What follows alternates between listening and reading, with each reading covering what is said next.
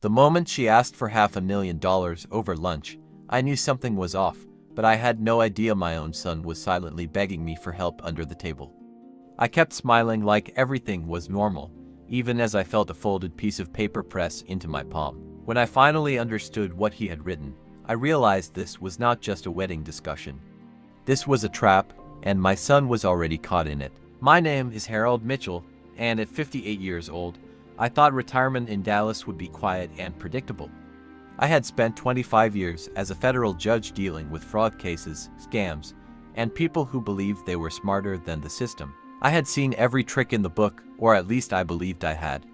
What I did not expect was to encounter something far more personal, sitting across from me at a polished restaurant table, smiling like she belonged in our family.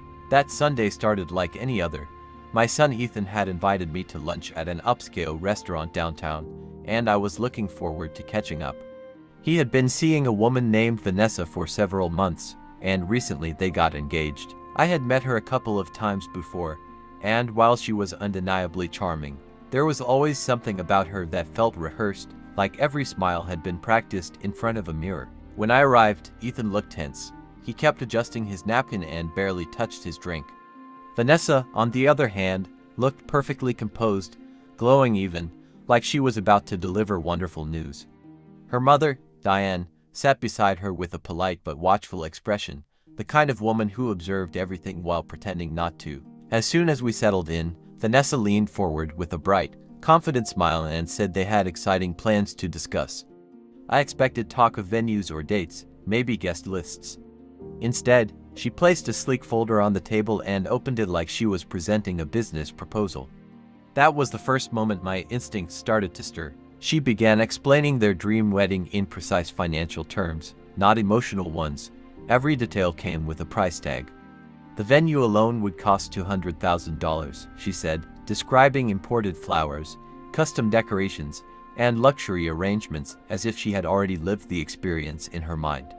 Her voice was smooth, controlled, and oddly detached from the reality of what she was asking. When she finally reached the total, she said it clearly, like it was the most natural thing in the world. $500,000. I repeated the number slowly, watching her face.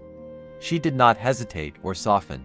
Instead, she doubled down, explaining how it was a reasonable amount for a wedding of their standards. Her mother chimed in, reinforcing the idea that this was about family, love, and expectations. I glanced at Ethan, and that was when I saw it. Not excitement. Not pride. Fear. His jaw was tight, his hands stiff, and his eyes met mine for just a second. That single look told me more than anything Vanessa had said. Something was wrong, and my son felt trapped. That was when I felt his hand brush mine under the table. He passed me a small folded note, quick and subtle. Years of courtroom observation helped me hide the motion as I took it. I kept my expression calm while Vanessa continued talking about luxury details, her voice growing more insistent with every passing second. Without looking down, I slowly unfolded the paper beneath the table and traced the words with my fingers. The message was short, but it hit me like a punch to the chest. Dad, she is scamming me. Please help. My heart sank, but my face did not change. I had spent decades learning how to control my reactions, and now that discipline was the only thing keeping this situation from exploding. I looked at Vanessa again, this time not as a future daughter-in-law, but as a potential suspect. The confidence in her tone, the way she redirected questions, the subtle pressure she applied whenever Ethan hesitated, it all started to form a pattern I recognized too well. I had seen people like her before, just never this close to home. Instead of confronting her immediately, I let her finish. I asked simple questions about contracts, vendors, and documentation. Each time, her answers became more vague, shifting from specifics to emotional arguments about trust and loyalty. Her mother supported her at every turn, guiding the conversation like they had rehearsed it together. That was when I made my decision. I leaned back slightly, took a sip of my drink, and looked directly at her. Then I said two words that wiped the smile right off her face. Prove it. The change was instant.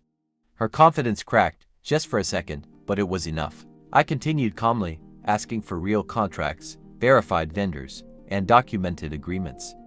I gave her 72 hours to provide proof for every dollar she was demanding. She tried to recover, shifting tactics, even suggesting they might cancel the wedding to avoid tension.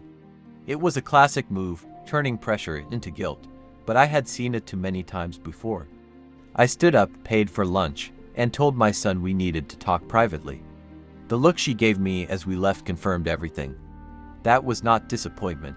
That was anger at losing control. That evening, Ethan told me everything. The money he had already given her, the emergencies that always seemed to require immediate help, the gradual way she had distanced him from his friends. By the time he finished, the picture was clear. This was not love. It was manipulation, carefully built over months. I contacted a private investigator the next morning and asked for a full background check. What he found confirmed my worst fears. Vanessa had done this before, multiple times, targeting successful men, building relationships, and extracting money under the promise of a future that never came.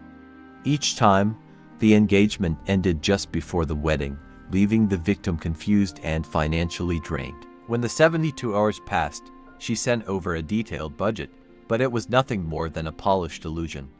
Most of the vendors did not exist, and the rest had no record of any agreement with her.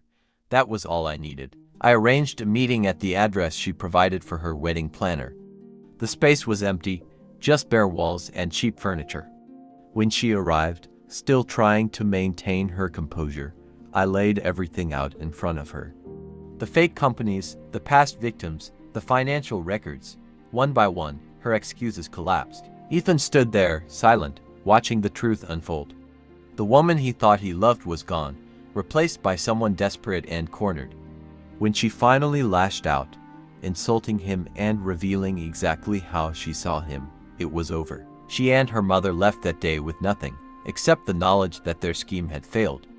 Eventually, the law caught up with them, and they faced the consequences of what they had been doing for years. As for my son, it took time, but he rebuilt himself. He learned to trust his instincts again, and more importantly, he learned that real love does not come with a price tag. And as for me, I realized something I should have never forgotten. Being a father does not end when your child becomes an adult. Sometimes, it just means stepping in at the exact moment they need you most, even if they cannot say it out loud.